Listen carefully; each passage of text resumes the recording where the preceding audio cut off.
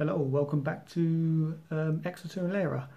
You're watching episode 4 of Back to the Start of It All series, and in this episode I'm going to be showing you how I create a sort of sandstone or kind of granite effect paving slabs.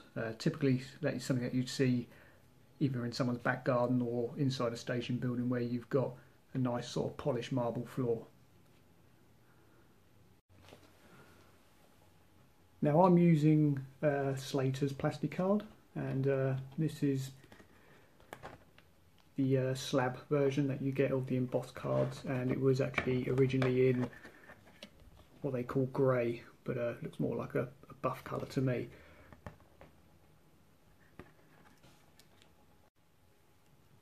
So what I've done with these sheets to start off with is to lay down a base tone on these, and I've given them quick coat over with some Halford's Grey spray primer, and this gives me a good base to sort of have the grey tones in place ready before I start. As always, I like to play around with my weathering powder range. For this, to create sort of like the buff stone effects, I've got dark brown, sand, white and red. Black is an option, but I find that actually once you sort of start working the black tones in, it overpowers everything else, so I've tried to steer clear from black. It's okay for, I suppose, highly tread areas sort of around by doorways where you're going to get a lot of grime and stuff sort of built into the slabs or sort of worked its way in. But again, if you're using black, use very minimal amounts of it. Okay, so weathering powders aside, I'm also using, I've got satin coat here. It doesn't matter whether you use gloss or matte coat, just what I've got to hand. Some thinners, not much in there again, but it's more than enough for what I need.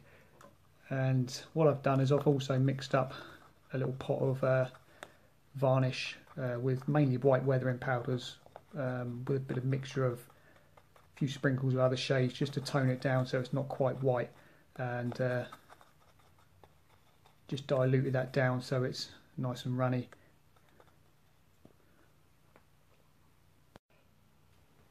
Finally, I've got myself some old dishcloths which I've just chopped up into bits.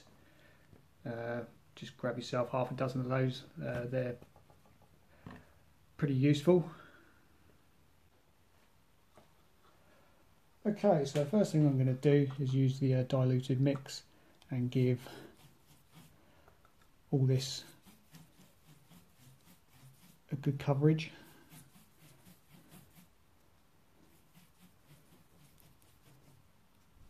So what you're aiming for is a good coverage and getting all the varnish into the grooves of the slabs themselves.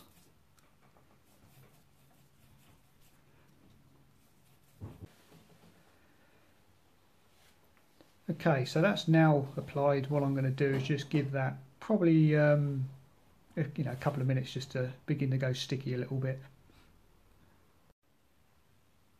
Okay, so that's had just a few minutes to go a bit sticky. What I'm going to do is using the white weathering powder, I'm just going to give this a random dusting.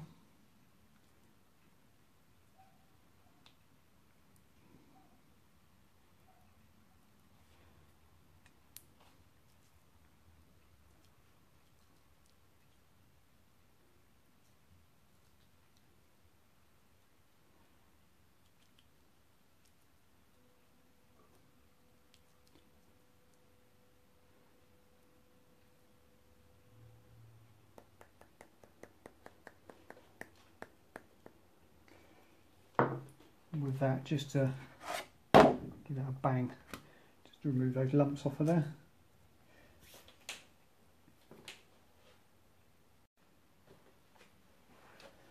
Okay, so one of these little cloths, what I'm going to do is just dab the powders in.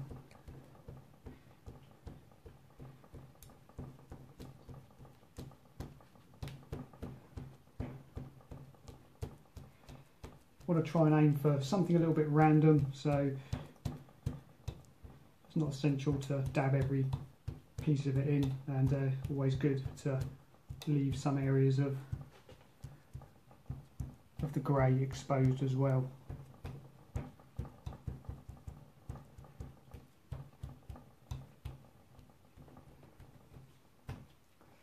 Okay, so I'm going to leave that like that. I'm quite happy with that finish. On to the next part. So what I'm going to do is use the sand colour first, and I want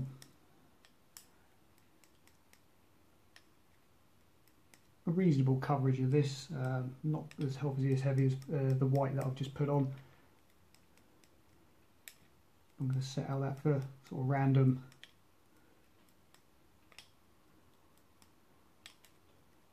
places across the sheet of plasticard.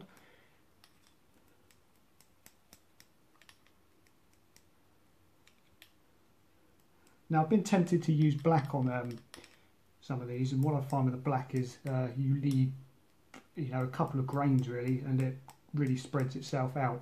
In doorways, if you're using this say inside a building, like a station building, if you've got like the doorways set in this sort of area, if you give a very light dusting of black just in a very small area here, you can later on, when I show you how to buff this lot up to make it look like stone, you'll notice that the black sort of works its way in and creates the illusion of just general wear over the slabs over the years. I'm going to avoid using black on this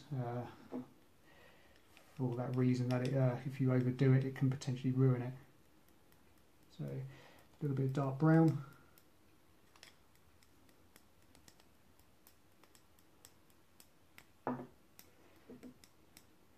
And then into red. And I'm not going to use too much red, I'm just going to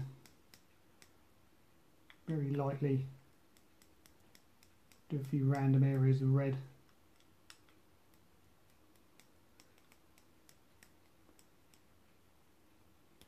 And I'm going to leave that.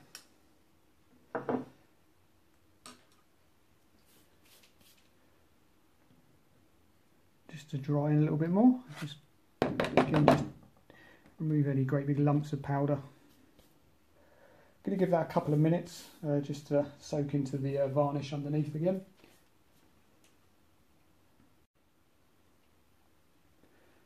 Okay, so another piece of cloth, and I'm just going to apply a little bit of thinners to that.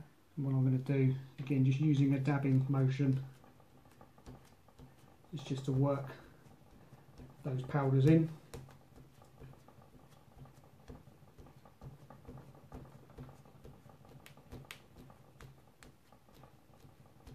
Again, trying to make sure that you don't rub it in any way, as that ruins the effect of what you're trying to aim for.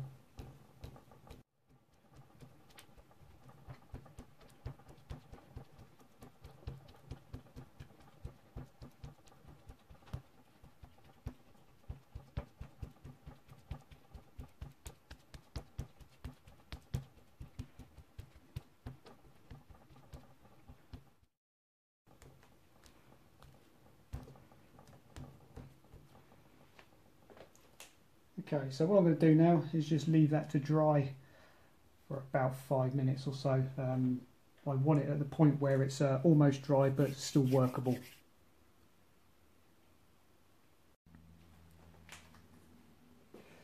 Okay, so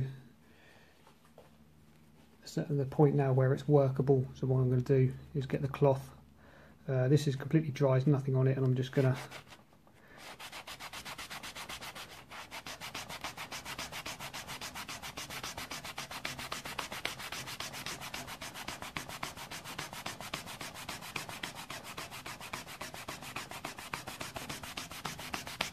buff the whole lot up.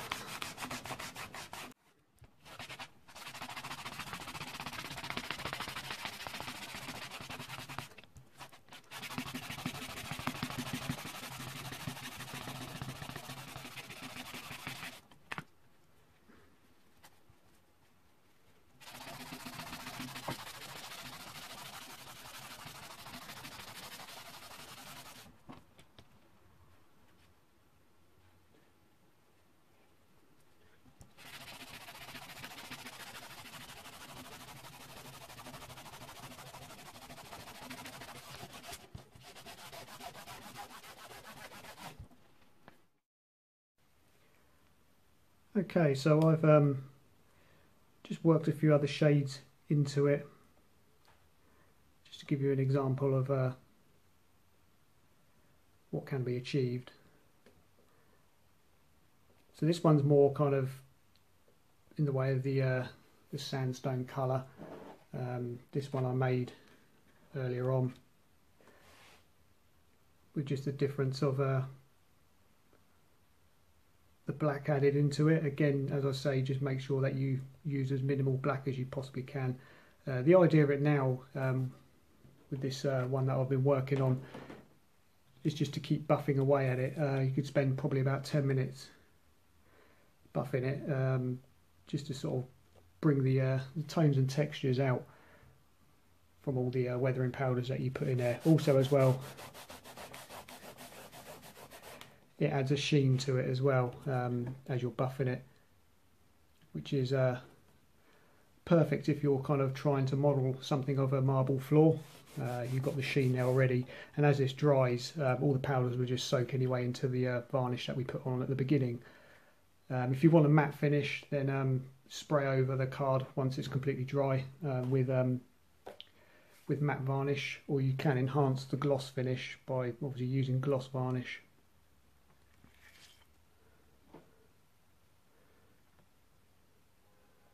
But hopefully you'll get an idea of the tones and textures that you can achieve by using these methods. And again, I tried this on dressed stone walling, which are going to be part of my platform edges. I did a completely different approach on this one. What I used was the sand colour mixed with varnish, and actually gave the plasticard a complete coat of that as a paint for its first coat, and then followed the principle of doing this style of weathering on these by just using the sort of typical grime of black, brown and green, and then again just rubbed it until you end up with something that looks like that. So hopefully you've got something from that. Apologies for this one not turning out as well as I'd expected it to. Again, it's easy enough to, if you make a mistake, you can undo the whole lot again. And if you're using, you know, the grey base coat, then it's easy just to take this back outside, give it a spray of grey Halford spray primer, and start again. So it's not a case of ruining it. It's a case of having to go and keep on playing around with it until you get it right. But for now, I'm going to end the video. I'm going to continue to play around with this and see if I can improve on it any more.